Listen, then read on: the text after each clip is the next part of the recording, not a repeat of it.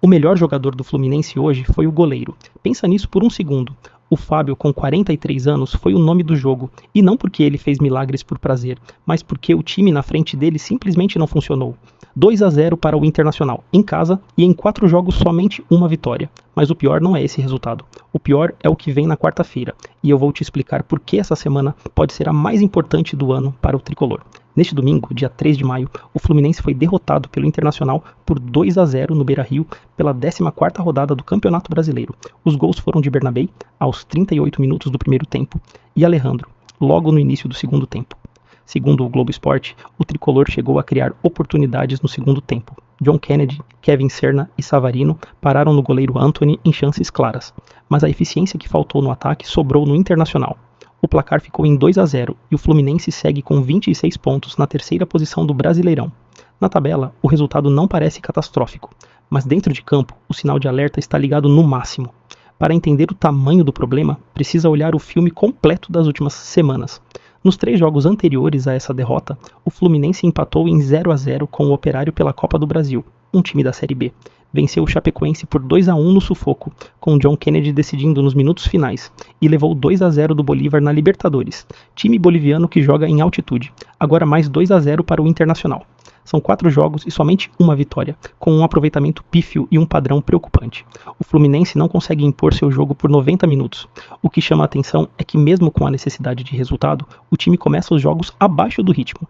Contra o Internacional, o tricolor teve posse de bola, mas não criou nada no primeiro tempo. O primeiro chute a gol foi um arremate de longe de Facundo Bernal que foi para fora. O Inter abriu no contra-ataque, ampliou logo no início do segundo tempo e só então o Fluminense acordou. Isso não é coincidência, é um padrão que se repete jogo após jogo, e isso é muito mais preocupante do que uma derrota isolada. Na minha visão, o Fluminense está pagando um preço alto por uma gestão de elenco que insiste em não escalar a força máxima em todos os jogos. Eu entendo a necessidade de dar rodagem, de poupar jogadores em determinados momentos, e isso faz parte do futebol moderno.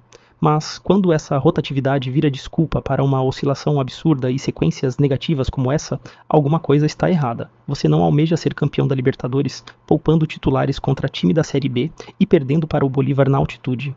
Isso prova que o time perdeu a identidade que tinha em 2023. Aquela sensação de saber o que fazer em campo, de ter um coletivo acima das individualidades.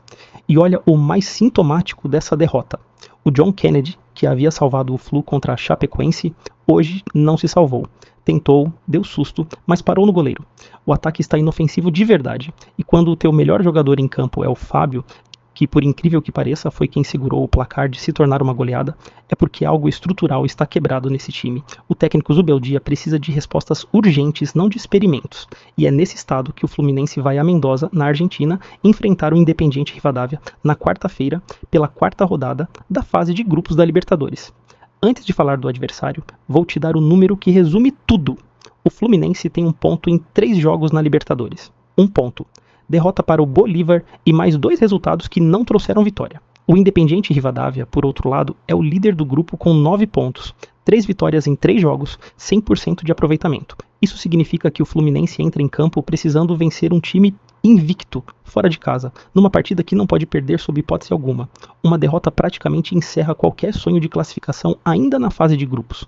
A pressão é total, o calendário não dá folga, e o time chega nesse jogo vindo de 4 partidas sem vencer, com um ataque apagado e uma identidade coletiva em crise.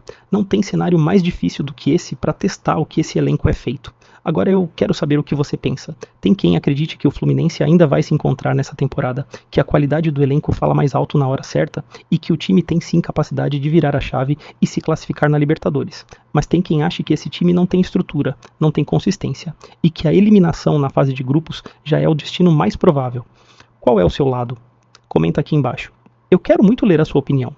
Se você curtiu a análise, deixa o like. Parece pouco, mas faz uma diferença enorme para o canal crescer. Se inscreve para acompanhar tudo sobre o Fluminense e ativa o sininho para não perder nenhum vídeo.